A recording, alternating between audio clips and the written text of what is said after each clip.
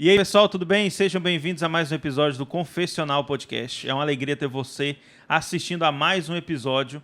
Se você ainda não está inscrito aqui no canal, se inscreve, compartilha, deixa seu like, faz tudo que você já sabe que precisa ser feito. E hoje nós abordaremos um tema muito importante. Será que a igreja é essencial? E, Ronaldo, a igreja é essencial ou não? Então, acho que antes da gente realmente entrar no assunto, uma coisa importante de considerar é que o crescimento do movimento desigrejados é uma coisa que chama atenção. Há um grupo de pessoas que se dizem cristãs e que acham que simplesmente a igreja não é importante. Né? Essas pessoas entendem que elas podem viver a vida cristã, podem se dizer como cristãos e que amam ao Senhor, mas que simplesmente não se preocupam com a igreja. É claro que muitos deles têm um histórico de decepção, ou muitos deles foram feridos de uma forma ou de outra na sua história com o seu relacionamento com a igreja, e isso tem gerado feridas, tem gerado situações das mais variadas sobre essa questão do desigrejamento, né? Até mesmo de olhar para a igreja e pensar, acho que isso não é tão importante para mim, né? Mas acho que vale a pena também a gente tocar no assunto de o que é igreja, qual o conceito de igreja, né? Eu acho que ao longo do nosso episódio hoje, a gente vai ver tanto a questão do desigrejado, quanto a questão terminológica mesmo, biblicamente, do que é igreja. Eu acho que um outro ponto que a gente vai tocar, qual seria um terceiro ponto que é relevante para a gente, Zé? Outro aspecto importante que a gente vai ter que discutir hoje são alguns aspectos que são importantes quanto à igreja. Então a gente vai precisar, por exemplo, discutir igreja militante, igreja triunfante, né? Igreja visível, igreja invisível, igreja local, igreja global, né? Enquanto catolicidade da igreja. São alguns aspectos que a gente vai precisar passar por eles hoje. E um tema tranquilo que a gente vai abordar é se a salvação fora da igreja, né? Isso quase não vai ter problema. Com certeza vai ser leve, não vai tomar muito tempo. A gente não vai ser cancelado. Rodrigo vai responder em poucas palavras, né? Afinal, perguntar não ofende. Já começou a pública. Exato, começou cedo. Se você não é inscrito, se inscreve lá no canal. Aproveitando, já coloca a caneca aqui, então, né? Pessoal, para você ter ideia do quanto a igreja é essencial, a gente tá, na verdade, regravando esse episódio. A gente tinha gravado esse episódio, tinha ficado... Talvez tenha sido consenso que tinha sido nosso melhor episódio. Melhor, com certeza. A gente, sério, assim... O que, infelizmente, talvez hoje não vai ser tão bom. Não parecia nem que foi a gente que gravou esse episódio. Exato, parecia que tinha sido gravado assim pelos grandes mestres da teologia e Satanás levou o vídeo. Essa é a grande realidade. Não sei se é pra tanto, mas assim, que a gente não conseguiu realmente, né? O áudio deu problema, a gente não conseguiu usar aquele vídeo que foi gravado, estamos gravando de novo, né? Já vai aí algumas horas aí da noite, nem vou dizer para não assustar o pessoal, mas isso é importante por quê? Né? Porque isso vale a pena a gente discutir esse assunto. Porque, sem dúvida, quando a gente pensa na igreja, a gente pensa na vida cristã, a gente precisa considerar o quanto que ser igreja, ou viver a vida da igreja, é importante para o cristão. O lugar onde o crente é nutrido, o lugar onde o crente é exortado, o lugar onde o crente tem comunhão com o povo de Deus. Infelizmente, muitos têm trocado essa realidade por uma vida isolada, pensando que essa vida isolada possa ser uma vida cristã isolada. Muitos têm se trancado nos seus lares, antes mesmo da pandemia, nem estamos falando em contexto de pandemia, mas agora com a pandemia isso se acentua, as pessoas estão muito satisfeitas com a televisão, muito satisfeitas com o YouTube, né, com a sua carta ali de pregações na internet, né, Evangélico Flix, que as pessoas Gospel Flix, que as pessoas se fazem valer para viver algum tipo de vida eclesiástica, mas é claro que sem comunhão, sem corpo, não há uma vida cristã de fato saudável. Né? Porque é uma vida muito confortável, né, Ronaldo? É uma vida onde eu posso hoje ter a pregação do reverendo Augusto Nicodemos, mas domingo que vem eu posso ouvir o reverendo Emílio Garofalo Neto, no outro domingo eu posso ouvir o reverendo Davi Charles Gomes, enfim, o reverendo Breno Macedo, eu posso ouvir quem eu quiser. Isso. Eu não tenho nenhuma relação com a igreja, eu não tenho nada que me ligue às outras pessoas que não seja a tela que nós compartilhamos. O problema maior é que simplesmente eu passo a ser um espectador na igreja e não um membro participante, não um membro que é exortado e que exorta outros membros da Igreja de Cristo. Perfeito. A gente tem que pensar que muitos se utilizam, né, da máxima "a igreja sou eu" para tentar prevalecer sobre esse assunto, né? Essa ideia que é bem comum, não, a igreja não é um prédio. E de fato não é. A igreja não é um prédio. E, portanto, eu sou a igreja. Por ser eu a igreja, então eu posso viver nessa minha vida isolada, né? Fora da comunhão, fora do corpo. Mas é claro que isso não faz muito sentido, né, Rodrigo? A gente pensando que a vida igreja é coletivo, né? Isso faz muito sentido, mas por outro lado a gente tem muita gente machucada, né? Então, assim, a gente vai ter pessoas falando de coisas que passaram, e a gente não está dizendo que muitas não são verdade, são realmente problemas que essas pessoas enfrentaram, mas ela não pode se escorar nesse problema que surge. Outros problemas surgem na nossa vida e a gente consegue enfrentá-los. Eu acho que precisa haver um cuidado da igreja com essas pessoas, mas ao mesmo tempo vai ter que haver um enfrentar, uma confrontação para que essa pessoa volte a conviver com a igreja. Exato. Ela não vai conseguir, Zé. Ela não vai conseguir dizer assim, não, eu sou igreja estando em casa e consumindo, mesmo que seja a mesma igreja todo domingo. Sim. Exato. O problema é que, às vezes, de fato, vem de uma mágoa, e a gente sabe que isso acontece, mas às vezes vem de... Você se fecha quando há um problema, ao invés de tratar no lugar mais apropriado, que é a própria igreja, que é o seio da própria igreja, e você... Não, a igreja é um local de hipócritas.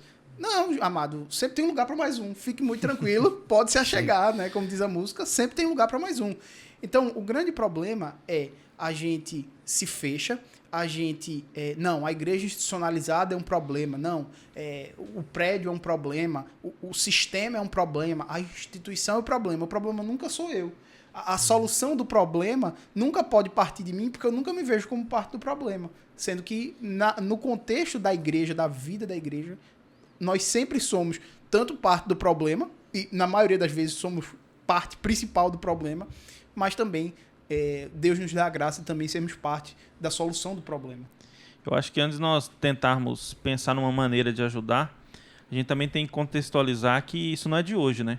Que existem pessoas que ficavam nos seus lares antes de momento pandêmico, antes... Desigrejado não é de hoje, é um movimento que, infelizmente, está aflorando há bastante tempo e que, infelizmente, eles têm se lançado fora da comunidade, achando que isso é importante, achando que, como o Matheus bem disse, eles saindo do local apropriado para a cura, buscando cura em si mesmo, né? O Uriel está lembrando a gente que isso não é de hoje, mas eu acho que é muito importante a gente definir o que é igreja. Talvez essas pessoas estejam fugindo disso porque elas não sabem o que é. Eu acho que o Ronaldo pode iniciar essa Não, exato. Acho que a gente tem que pensar o conceito bíblico de igreja, né? A gente tem que considerar que quando a gente olha para as Escrituras, pelo menos tem duas palavras importantes, outras podem ser lembradas, mas especialmente no hebraico, kahal, que é usado no Antigo Testamento para trazer a ideia de assembleia, de congregação. Então, aí, de fato, nós temos o aspecto pessoal da igreja, né? A igreja não é um prédio, a igreja são pessoas. Também esse conceito vai se encontrar no Novo Testamento com a expressão eclesia, que traz a ideia aí de chamados para fora, né? Ek mais kalel, e que, diferente do que geralmente as pessoas tentam interpretar a ideia de que, não, são pessoas que são chamadas para fora da igreja, não tem absolutamente nada a ver com isso. A palavra eclesia, ela tem o contexto de que essas pessoas eram chamadas para fora dos seus lares para o encontro, né? O encontro nas praças, o encontro em algum lugar onde ali havia uma assembleia, uma congregação, um ajuntamento. Então, talvez essa seja a palavra-chave. Igreja é o ajuntamento do povo de Deus em resposta à própria convocação que ele faz. É por isso que a igreja, em seu sentido mais puro, em seu sentido mais exato, ela se encontra, ela se reúne, ela está presente especialmente no culto. e por isso que não dá para falar de pessoas que se reúnem, ou até mesmo de uma pessoa que está sozinha no seu quarto assistindo um programa de TV de um culto ou um canal do YouTube e dizer que isso é ajuntamento. Não. Aqui nós estamos falando de pessoas que se reúnem, que se ajuntam em convocação ao próprio Deus. Mas e o argumento que muitos usam que é onde tiver 2 ou 3? Obviamente que tem um problema grave de interpretação de texto aí. Herégese. Essa é herégese mesmo. O texto que Uriel está falando se encontra em Mateus 18, e você tem ali o apóstolo Pedro, né, conversando com Jesus, e ele pergunta a Jesus quantas vezes nós temos que perdoar alguém. E Jesus vai responder a ele e inicia um diálogo sobre disciplina eclesiástica, né? Você deve, se alguém estiver em pecado, você vai até aquela pessoa, você confronta o pecado dela, depois você vai com testemunhas, 2 ou 3, depois, finalmente, se essa pessoa não ouvir, leva à igreja, também se não ouvir, considera como gentio e publicano. E aí entra a questão, porque uma vez que aquilo que foi ligado na terra também será ligado no céu, significa que onde houver 2 ou 3 concordando ao respeito da disciplina, Deus realmente está presente naquele caso. Não é um quórum para culto, né? Não existe quórum para culto. Nós estamos falando de um contexto aí de disciplina eclesiástica. O quórum para o culto é o povo de Deus reunido, né? Pode ser realmente 2, pode ser 3, 4, 5, 30, contanto que seja o povo de Deus reunido para adorá-lo em resposta à convocação que ele mesmo fez, né? Essa questão está tão invertida na mente das pessoas que, conversando com um jovem por esses dias, ele disse assim: eu me utilizei da desculpa da pandemia para parar de ir para a igreja. Uhum. E aí eu cheguei para ele e disse: meu irmão, veja só, você não está vindo para a igreja porque você é meu amigo. Você não está vindo para a igreja porque você é amigo de Zé. A gente também pode ir, ou seja, isso é uma questão secundária. Isso é uma mais que Deus nos O dá, encontro dos santos pós a Santa Convocação é uma bênção e ninguém está discutindo essa comunhão. Essa né? comunhão. Sem dúvida. Mas essa ideia veterotestamentária da Santa Convocação é Deus me chamando a estar com o seu povo naquele momento. Sim. A gente vai estar junto. Nós cantaremos juntos, nós oraremos juntos, nós ouviremos a palavra do Senhor juntos. Haverá comunhão naquele momento, mas eu não vou para a igreja porque depois da Santa Convocação eu vou poder conversar com o Zé, com o Ronaldo ou com o Uriel. Esse não é o principal. Não é o principal. Mas é uma cerejinha. Tá ali, né? Então, assim, é um ingrediente. Quando a gente costuma pensar sobre esses erros e essas má interpretações a respeito disso, a gente pensa muitas vezes na pessoa que brigou. Uhum. Mas às vezes a pessoa se torna um desigrejado por esfriamento também. Especialmente, né? E a pandemia tá aí para mostrar isso pra gente. Sim. Então, eu cheguei para esse jovem e disse: meu irmão, você tá faltando contra o Senhor. E o interessante é porque as pessoas, elas sentem falta. Elas começam a adoecer por conta disso. Elas começam a definhar. E elas, muitas vezes, começam a achar que isso são outras coisas. É tipo assim, não, eu tô com alguma outra coisa. Eu tô com ansiedade.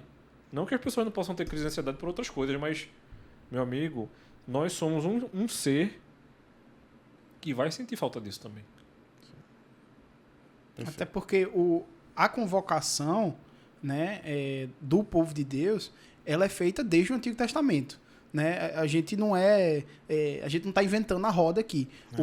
O que acontece é que desde dos princípios, né, Deus é para ser adorado, né? E antigamente, obviamente, e aí a gente pode falar até um pouco disso, o povo saía, né, para o templo, exatamente. Tabernáculo, né? Depois do templo. Exato, onde eles iam adorar a Deus, né, de forma presencial. E aí, obviamente, passa por um período onde eles são impedidos de adorar. E aí nasce o culto sinagogal, né? E a gente tem um pouco, né, do reflexo desse culto sinagogal, que até permanece depois que o templo é reconstruído ali com Esdras e Neemias. Isso. Porém, o povo de Deus, a convocação sempre foi para que o povo de Deus, unido, adorasse a Deus, prestasse culto a Deus, e isso é o ápice da comunhão do povo de Deus, né? Não é uma mera aglomeração, né? A palavra dos nossos tempos, né?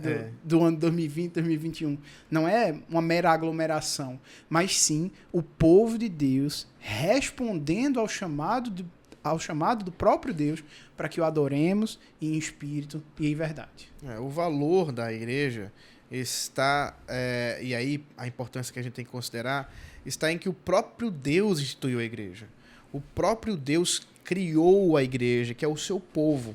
Isso não foi no Novo Testamento, não foi em Pentecostes, isso é uma coisa importante para lembrar, mas nós temos a igreja desde o Antigo Testamento, chamado de nação de Israel, né? Mas naquele chamado que o próprio Deus faz a Abraão, sair da terra de Ur dos Caldeus para ser levado para uma terra que ele vai mostrar, e através da família de Abraão, as famílias do mundo serem abençoadas, e a partir de então você tem esse pacto que Deus faz com Abraão, que se segue com seus filhos, Isaac, depois Jacó, e aí você tem toda a família de Deus, que é a igreja, sendo conduzida, e o apóstolo Paulo, escrevendo aos Romanos, escrevendo aos Gálatas, ele fala exatamente que nós somos filhos de Abraão pela fé. Então ele conecta essa realidade da igreja desde o Antigo Testamento ao Novo Testamento. E agora nós não podemos fugir dessa realidade.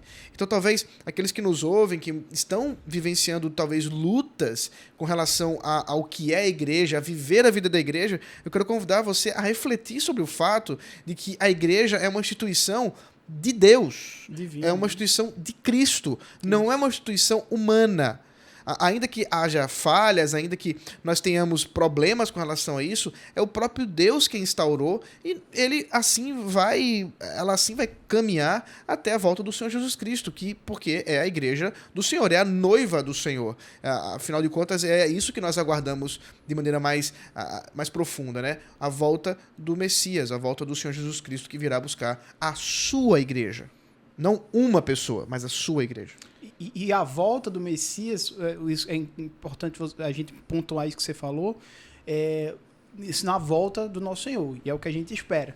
Mas o Novo Testamento, ele apresenta uma mudança, né, do paradigma, porque antes, no que se era feito, olhando para o Messias que viria na promessa do Messias, há uma mudança, porque o Messias chegou, o Messias veio. Então, e aí, principalmente quando a gente vê após o sacrifício vicário de Cristo, a gente tem ali o Pentecostes, né, no qual o derramado do Espírito Santo, que estava previsto, né, profetizado desde os profetas. Joel, né? Isso. Profetizado desde os profetas, sendo uma óbvia redundância, né, mas profetizado já no profeta Joel. Você tem esse alargamento, onde não há mais só o povo de Israel, né? Você teve esse alargamento das tendas, né, de Deus, para que todo o povo, de toda tribo, de toda raça, de toda língua, de toda nação, se confessar ao Senhor Jesus Cristo, será salvo e fará parte da igreja do corpo de Cristo. Perfeito. E nesse sentido, né, só para concluir a ideia, né, Mateus, o que nós temos é a igreja como um coletivo. Isso. Né? Nós não temos, especialmente no Novo Testamento, eu posso dizer isso com uma certa segurança, que a expressão quando usada para a igreja, o corpo de Cristo, sempre envolve aí expressões no plural. Porque nós estamos tratando de pessoas e não de uma pessoa. Então, ao invés de dizer eu sou a igreja, o certo, o correto mesmo, é dizermos nós somos a igreja. E somos a igreja, seja quando estamos reunidos no culto, que é o principal, que é o ápice, mas somos a igreja quando estamos também separados. Mas, enquanto separados, o que nos torna conectados, estando separados, é exatamente porque somos essa família, é porque somos a igreja. E essa ideia de separação, né, que esse movimento desigrejado traz, ela pode ser tão facilmente refutada Porque quando a gente pensa que o nosso maior anseio é estar com Cristo na glória, juntamente com todos aqueles que foram eleitos por Deus, a gente lembra da piada que o Mateus fez, né? Todos aglomerados lá. Exatamente. Todos juntos. Em nenhum momento você vê uma promessa de que nós estaremos no céu separados. Né? Cada um na sua casa, cada um na sua quer, casa, né? no seu condomínio. O céu vai ser condomínios fechados distantes. A gente não tem essa promessa. A gente tem a promessa que nós estaremos juntos lá. Aglomerados e sem máscara. Para a glória de Deus. Aleluia. Sem necessidade de vacina. Nós estaremos juntos, cantando em uma só voz: Santo, Santo, Santo, Santo é o Senhor. Amém. Então, assim, não tem essa defesa de que... lógico, boa parte do movimento desigrejado, a maior bandeira deles é referente ao CNPJ, né? Da instituição, né? Se você levantar a briga referente à instituição, realmente nós temos vários movimentos, seitas no nosso país e em outras culturas que realmente precisavam ser abolidas, né? Sim. Mas o problema é que quando isso debanda a falar que eu sou a igreja, eu, Uriel, posso lá na minha casa fazer meu culto com a minha esposa e pronto. José Mateus lá na sua casa com a sua esposa fazer seu culto e pronto. Se for assim, a gente não tem respaldo nenhum para esse tipo de atitude. Não tem corpo. Não tem corpo. Aí deixa de ser a comunidade, o anseio de participar da ceia do Senhor, de ver um batismo ali de uma pessoa professando a fé em Cristo sinais Jesus. Do pacto, né? Que são sinais do pacto, de uma sinais da pessoa aliança sendo com Deus. disciplinada e posteriormente restaurada ao corpo de Cristo, né? Com certeza, tudo isso faz parte de um movimento, faz parte de uma conexão, melhor dizendo, do que é ser igreja. Igrejas são pessoas pecadoras, hipócritas, miseráveis, reunidas, mas para a glória de Deus. Exato. E essa questão da institucionalização, é importante a gente tratar disso. A institucionalização nada mais foi e nada mais é do que uma adequação, vamos dizer assim, que a igreja faz enquanto corpo para que as coisas sejam organizadas, facilitadas, né? Porque nós somos filhos, vamos dizer, né, de um Deus que é organizado. Então, a organização, a instituição, o que ela faz ela congrega o povo de Deus, né, a igreja visível de Deus, né, enquanto povo de Deus aqui na Terra, congrega, organiza, facilita, né, tem uma série de benefícios. Óbvio que, enquanto instituição divino-humana, vamos dizer assim, naturalmente, por ter o seu aspecto humano, apesar de santa, a igreja também, infelizmente, será maculada pelo pecado, porque nós somos pecadores. Então, se somos pecadores, tudo aquilo que fazemos, infelizmente, será maculado pelo pecado. Então, ainda que esse corpo seja naturalmente, enquanto corpo de Cristo, da sua igreja invisível, né, que é o ponto que a gente vai falar aí mais à frente, a institucionalização da igreja, né, que foi uma necessidade com o passar dos anos, com a complexificação da sociedade, né, a gente vê isso muito claro, principalmente pós-reforma, né, depois do reavivamento da pregação da palavra que houve, né, com o movimento da reforma. A institucionalização da igreja, ela foi simplesmente não para criar um clero, né, criar um clero e uma membresia, um membro, porque a Igreja Católica já fazia isso de uma forma muito, muito absurda, né, de uma forma muito clara, né, no período da Idade Média. Mas o que a igreja tornou a fazer foi baseado no ensino da igreja primitiva, baseado nos ensinos neotestamentários, organizar a igreja, organizar o culto, organizar, né, o tratamento teológico, organizar o aconselhamento bíblico, organizar todas essas instâncias que dizem respeito ao povo de Deus e que são mais fáceis organizadas através de uma instituição, né, como a igreja. Uma outra coisa é porque a gente fica dizendo assim, não, mas pode ser eu. Mas calma. Não foi a família de Abraão sozinho. Não foi a família de Isaac sozinho. Foi sendo construído um povo. É uma nação para a glória de Deus. Os salmos de romagem trazem essa imagem de maneira muito rica. Não era eu indo para Jerusalém. Era todo o povo, era a igreja indo para Jerusalém. Desde o Antigo Testamento, essa ideia, né? Nação. Então, quando a gente pensa eu indo para a igreja, não é que eu não esteja indo realmente. Eu estou indo. Mas nós, como o Ronaldo falou, nós estamos indo. Mas eu fazendo parte do coletivo, aqui, né? Não somente aqui, ao redor de todo mundo. Exato. As pessoas estão indo naquele momento, independente do horário, mas naquele dia para a igreja. Por quê? Alguém nos orientou aí. E esse alguém é o nosso Senhor.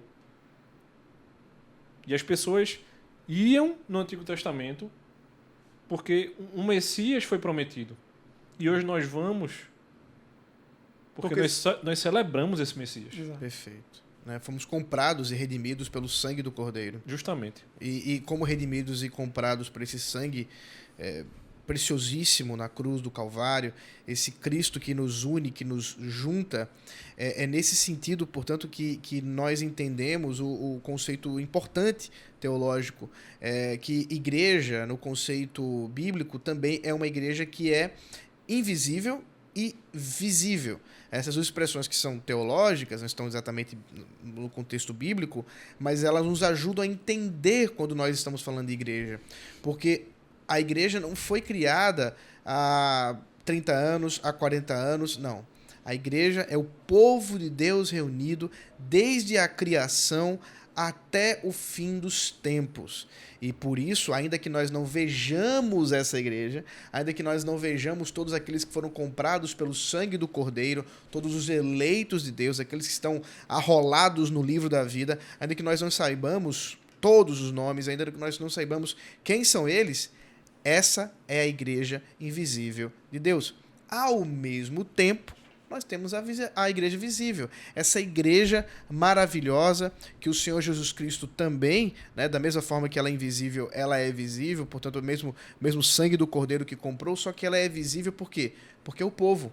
Eu consigo ver o meu irmão Rodrigo, o meu irmão Zé Mateus, o meu irmão Uriel, essas pessoas que fazem junto comigo o povo de Deus, o corpo de Cristo, e essa comunhão que nós temos juntos, ela não se dá simplesmente por uma afinidade momentânea, seja por um gosto musical, seja por um gosto de outra ordem, mas por causa de Cristo. E por causa dele, nós somos igreja. Exato, porque estamos unidos somos um corpo unido sobre apenas uma cabeça, que é Cristo. E não, e importante dizer, não o Papa. Exato. E sim o nosso Senhor Jesus. Exatamente. O único cabeça da igreja é Cristo. E ninguém mais pode tomar para si esse nome, né? Esse título. E a gente vive uma riqueza, principalmente nós que estamos em países ditos livres, que a gente consegue visualizar muita coisa dessa igreja visível. Sim. Mas eu fico pensando nos nossos irmãos da igreja perseguida, que vivem em ambientes menores, com muito menos pessoas. Eu fico, Senhor, eles não estão visualizando, mas eles estão te seguindo, eles estão se reunindo num âmbito muito menor, mas ainda assim é a tua igreja se reunindo. Por tudo que eles possam sofrer, por tudo que tem acontecido sobre essa igreja, ainda assim a tua igreja, é a sua igreja. Sim, verdade. Acho muito fácil, claro, guardando as devidas proporções, é muito fácil para um crente que chega assim numa igreja grande, né, vai lá com seus 600 membros, 700 membros, você vai lá, vê aquelas pessoas todas, você fica até meio empolgado com tudo isso. E aquele irmãozinho, por exemplo, há pouco tempo agora, celebrou-se acho que foram 20 ou 25 anos do trabalho de plantação de igreja na Romênia. Aí você tem lá de 15 pessoas, 20 pessoas, numa igrejinha, numa congregação pequena, num lugar difícil, né, um lugar que não dá nem para chamar de pós-cristão, porque eles foram ali fruto, né, da União Soviética, então é um lugar que realmente foi abdicado, foi retirado qualquer ideia de cristianismo, de religião. Para ser pós-cristão, eles tinham que ter sido cristãos. Exatamente, antes, né? Eles não nem passaram por essa parte. Né? Eles nem conseguiram ser isso. Então a gente tem ali uma experiência cultural, você observa isso com uma tristeza muito grande. E esses irmãos aí, como é que eles ficam? Mas aí eles são fortalecidos por essa ideia de que o Senhor tem chamado para si um povo além daqueles que eles conseguem contemplar. Ao mesmo tempo, portanto, nós temos esse privilégio de vermos mais pessoas, mas eles podem ser consolados porque o povo de Deus ele também é invisível, né? Exato. Ele é invisível, né? Ao mesmo tempo que ele é visível, mas ele também é militante e triunfante. Isso. Exato. Então a gente tem essas duas categorias que, como a gente estava falando de visível e invisível, também não são termos que, vamos dizer assim, que estão claros lá na Escritura, mas são categorias... Nos ajudam a entender. Exato, que facilitam muito que a gente entenda, né?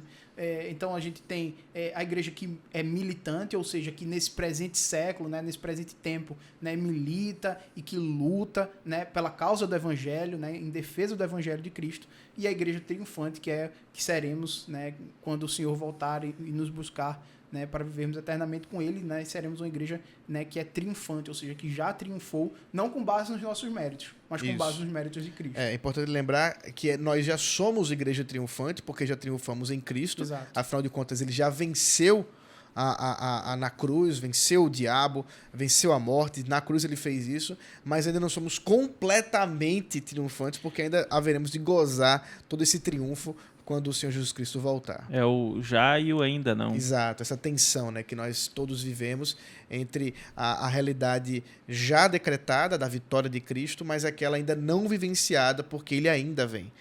Mas nós já gozamos boa parte disso, graças a Deus por Ele nesse sentido. Né? E nesse sentido, eu lembro do Levi Obadias, né, que você tem lá ali a profecia, né, contra os edomitas, e é muito engraçado você perceber no finalzinho do livro, né, que o Monte de Edom, né, que representa a Igreja de Cristo, ele cresce não a partir da destruição do povo de Edom, enquanto, né, nós não somos guerreiros, né, no sentido de que a gente vai e briga ou mata, né, os edomitas, mas a igreja, né, que é o Monte Sião, ele cresce a partir do chamar os edomitas para fazer parte da família de Deus, né? E aí, obviamente, a família de Cristo, no caso. Então, a gente triunfa, e pode parecer muito paradoxal, que na nossa lógica, a gente tem mais herança quanto mais gente tem no bojo. Né? Então a gente quer que de fato o nosso bolo cresça, né? Que os nossos irmãos que estão perdidos, a gente vá lá, né? Como diria o reverendo Davi Charles Gomes, e apresenta o teste de DNA para que eles se acheguem a nós, para ver se esse perdido, se esse edomita aqui faz parte do povo de Deus, faz parte da família perdida do nosso Pai, que está perdida na humanidade. Sim. Então quando a gente milita visando ser uma igreja triunfante, a nossa militância não é uma militância política, ela não é uma militância bélica, ela é uma militância de pregação do Evangelho. Proclamação. Exato, é uma militância de proclamação. Ao sermos chamados para adorar dominicalmente, no culto, nós somos capacitados por Deus para vivermos nossas vidas ordinárias de tal forma que preguemos o Evangelho e que nosso discurso, né, enquanto da pregação, seja ratificado na nossa vida comum diária, para que mais e mais daqueles que fazem parte do Monte de Edom sejam trazidos para dentro do Monte de Sião. Perfeito. É como disse Spurgeon, né? O cristão é como um mendigo com um pedaço de pão. Exato. Que reparte, pega migalhas daquele pão, pedaços daquele pão e vai levar outro mendigo que está com fome, para que ele também seja um cristão, né? Porque ele também se alimente, e o alimento que ele está se referindo, logicamente, é a palavra de Deus, é o Espírito Santo. Exato. E aí acho que é interessante considerar que esse Monte Sião, né, que está aglutinando nações ao seu redor, aponta para essa realidade católica da igreja. Isso. E aí, por católico, obviamente, nós não estamos falando da Igreja Católica Romana, nós estamos falando do contexto da igreja como global, aquela que corresponde à reunião de todas as tribos, povos e raças. Quer dizer, você não precisa se tornar um brasileiro para ser cristão, você não precisa se tornar um judeu para ser cristão. Por quê? Porque a igreja do Senhor, ela é composta de pessoas de todas as culturas, de todas as nações, de todas as línguas, e aí está a beleza multicultural dessa igreja católica, dessa igreja universal, essa igreja do Senhor Jesus Cristo. Exato. E essa igreja global, ela se divide, vamos dizer assim, em pequenas igrejas locais. Sim. Né? Ou seja, a gente tem o povo de Deus, né, espalhado, né, por todo o globo, de todas as tribos, de todas as raças, de todos os povos, mas que se subdividem por questões de tempo, de localização. Culturas, exato. Em pequenas igrejas locais, óbvio que algumas nem tão pequenas assim, Sim. mas em igrejas locais, para que nessas igrejas locais o povo de Deus possa ser treinado para viver no mundo de Deus. Pastoreado, nutrido, né? Exato. São tantas as características e tantas coisas excelentes que a igreja local apresentam, né, para o povo de Deus, de ser nutrido, de ser exortado, de poder exortar, de ser pastoreado, ser edificado. de ser edificado pela pregação, né, de crescer, né, em piedade, de ser discipulado, de discipular, de treinar pessoas. E eu fico pensando assim, cara, como é que você não consegue enxergar a realidade da maravilha que é a igreja local, que é o grande plano de Deus para o seu povo. A beleza, né? Exato, a beleza é uma coisa assim... Cara, como você para pensar que pode dar certo? Um bando de gente que não se conhece, um bando de gente... Por exemplo, para pra pensar, por exemplo, nós 4. Cada um de um universo totalmente diferente. Uriel veio de Goiânia, Ronaldo é de Recife, mas morou em São Paulo, morou no Rio Grande do Sul, é casado com uma recifense que é meio holandesa, meio americana. Sim. Rodrigo, que é casado, é de Recife, casado com uma mulher que pilota navio. Eu, recifense, casado com uma cearense, que morou no Brasil inteiro. Ou seja, cada um com uma história de vida, cada um com um pensamento, mas com apenas uma coisa que nos une. O Senhor Jesus. E uma confissão junto a esse Senhor. Então a gente é unido pelo Senhor Jesus e é unido também por uma específica confissão, né? E por isso no nosso podcast confessional, por uma confissão, uma certa maneira de entender as escrituras que esse Cristo nos deixou, sim, que professa a sua soberania, que professa a suficiência do seu sacrifício, que professa a sua unicidade enquanto cabeça do seu povo. Então, a igreja local é essa coisa que aos olhos do mundo não faz muito sentido, porque nós somos pessoas tão diferentes, nós somos pessoas tão únicas e que estão ali reunidas dominicalmente para adorar uma só pessoa, que é o Senhor Jesus. Um exemplo prático disso que o Matheus está falando da comunidade, da igreja local, é que nesse momento pandêmico, né, tantos meses que nós ficamos sem participar da mesa do Senhor, sem participar da ceia como comunidade, lembrando o sacrifício de Cristo, e a alegria que é para o cristão se reunir com a sua igreja local e participar da ceia do Senhor, lembrar do sacrifício de Cristo com a comunidade na qual ele vive, com a igreja local dele, juntamente com várias outras igrejas que também ficaram sem participar, e naquele dia, naquele período, seja matutino, seja vespertino ou noturno, se reuniram e participaram da ceia do Senhor. Ficaram meses, 6 meses, 7 meses, 8 meses, cada igreja teve seu contexto devido à pandemia, mas o momento único que foi para a igreja reunida participando disso. Eu me lembro da emoção que foi a primeira ceia, né, depois que as coisas voltaram a abrir aqui devagarzinho aqui em Recife, né? Foi uma emoção. Eu me lembro que, inclusive, eu até me lembro, foi na Igreja Presbiteriana Pedras Vivas, dos nossos queridos irmãos. Eu fui, né? Acho que eu nem estava casado ainda, né? Eu fui com Melissa, acho que faltava 1 ou 2 meses pra gente casar. E, assim, foi uma emoção sem tamanho. Por quê? Porque a gente estava desde março, né? Aí as coisas começaram a abrir e aí estava super perto da gente casar e a gente preferiu não ir, né? Para nos contaminar, não ter problemas, né? Por conta do casamento, estava bem em cima, né? Que já foi, obviamente, um casamento bem reduzido por conta da pandemia. Mas foi de uma emoção, assim, né? Fazia tempos que a gente não via o evangelho sendo pregado de forma visível, né? Que é isso que o sacramento é. Exato. Então, assim, a história da redenção sendo contada de maneira visível ao povo de Deus, e a gente tinha sido privado disso, né? Por conta, né, do vírus e de toda essa situação que a gente viveu, que obviamente não fugiu dos planos do Senhor, né? Então, pra gente encaminhar para o fim, eu deixo a bomba, Ronaldo, para você, que é o pastor dos pastores. A salvação fora da igreja, Ronaldo. Veja só, foi boa essa. Veja só, a gente está falando bastante da importância da igreja, né? A gente considerou aqui coisas muito fundamentais sobre o que é a igreja. E nesse sentido, portanto, quando a gente pensa nessa frase, né, se há salvação fora da igreja, considerando aí todo o seu contexto medieval, né, todo o seu contexto de onde ela se origina, tanto Agostinho, mas antes dele nós temos... São Cipriano. Obrigado, São Cipriano. Todos dois pronunciaram essa expressão, mas é fundamental considerar que quando a gente realmente diz não há salvação fora da igreja, nós não estamos dizendo que não há salvação fora de uma igreja local momentaneamente. Nós estamos falando que não há salvação fora dessa igreja visível, ou melhor dizendo, invisível, assim como a visível, porque é essa igreja que o Senhor Jesus Cristo, ou por ela que o Senhor Jesus Cristo morreu. É por ela que o Senhor Jesus Cristo entregou a sua vida, derramou o seu sangue. E é por isso que não há salvação fora da igreja.